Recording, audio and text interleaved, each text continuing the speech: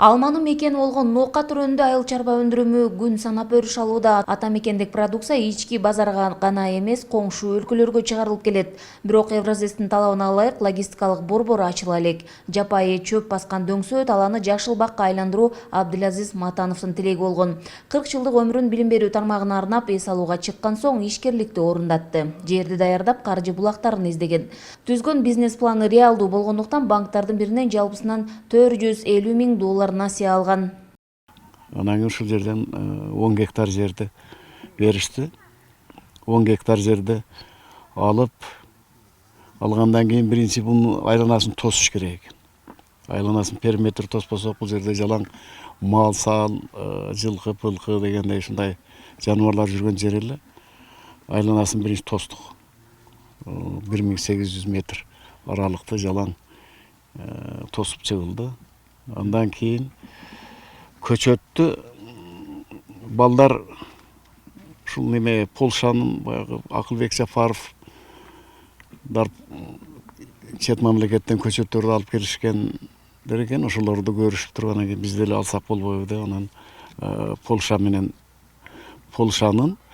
неме жанагы бир Сулик деген фирмасы менен көчөт чыгарат экен. Ошолор менен байланышып, ошолордон көчөт алышка аракет кылдык да. Аянты 13 гектарды түзгөн дөңсөө талаанын 1800 метр аралыгын тоскон. Польша өлкөсүндө атайы жашылча өндүрүүчү Сулик фирмасынан келишим аркылуу 25 000 түп көчөт буйрутма берген. Чет өлкөлүк фирмадан карлик көчөттөрдүн алуу үчүн бир топ изилдөөнү жана түйшүктү талап кылган. Жердин жылдык структурасын жана аба ырайынын 20 жылдык көрсөткүчтөрү жиберилген. Көчөттүн тез өнүп кетүүсүнө түркүктөр башка өлкөдөн алынып келинген. Тамчылатып сугаруу системасы орнотулду. Капельный орошение деп коет. Ошол капель мына шлангылар булар немеден Израилдики. Израилден келиш керек. Жолдо тосолуктар көп болуп калып, көчөттү отургузгандан кийин жанагы булар кечип калды.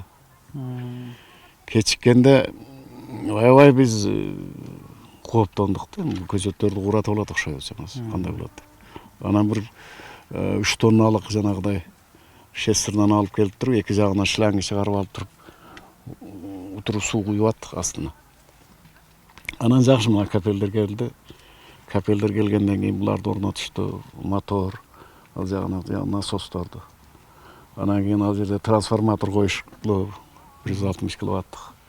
Көчөттөрдү эккенден кийин кооптуу жагдайлар да көп болду. Алманын жаш көчөттөрүнө оору түшүп, жалбырактары бырышып кеткен. Ошол убакта тажрыйбалуу багбан адистердин жоктугу ишкердикти түмөндүү ойлорго салган. Мындан улам Нокат алмасы аталышындагы атайын кооператив түзүп, алма багына 2 кабаттан турган имарат салууда. Багбан жана дыйкандардын башын бириктирип, тажрыйбасын арттырсам дейт.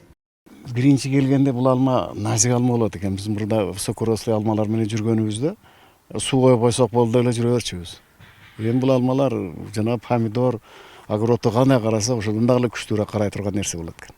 Себеби мынандай жалбырактар бүрүшүп калса, уже буну биз билбейт экенбиз да. Атайын микроскопту алып келип туруп, анан кийин муну карасаң, анан ичинен көрүнөт экен булар. Кандай эмне болуп аткандары. Же болбосо атайын мына кара суга алып барып, ушу жалбырагын, мыналарын көтөрүп барып туруп, лабораторияга текшерип келип. Абдылазиз мырзанын үй бүлөсү ишкерликти түптөөгө салымы чоң болду. Эң биринчиден жубайы бүт аракетин жумшап, күнү-түнү көчөттөрүн карашууда. Учурда алгачкы түшүмдөрүн Бишкек жана Ош шаарындагы гипермаркеттерге жөнөтүшүүдө.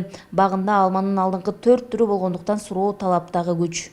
Жакшы адамдан бак калат, жаман адамдан жүрөккө так калат дейт. Ушул максатта биз ушул бактарыбыз жакшы болуп, ушу өзүбүздүн небере чеберелерибизге, балдарыбызга дагы ушундай алардын мына ушунун эмеси ийгилиги жаралып, андан кийин ушу элибизге дагы ушундай бир жакшы ийгиликтер ушундай болуп турса деген тилектебиз. Алма аянтында 20-дан ашуун жергиликтүү жашоочулар туруктуу жумуш орду менен камсыз болушкан тамак ашы берилип, күнүнө 500 сомдон төлөнөт. Жумуш мезгилге жараша кыйынчылык жараткандыктан кирешеге жараша эмгек акы да көтөрүлөт. Ушинтип жакшы болду алмабыз быйыл. Былтыр өспөдүк, быйыл Кудайга шүгүр мөмөгө кирди. Алмабыз жакшы, казайыбыз дагы жакшы, өз убагы да акыбызды алабыз. Ата мекендик өндүрүмдү колго алуу мезгил талабы болууда. Багбан Абдылазиз Матанов түшүмдү жакшы берген карлик алмаларынын аянтын көбөйтүүнү пландоодо. Гүлжан Ажиматова, Бектур Калыбек уулу, Ош облусу.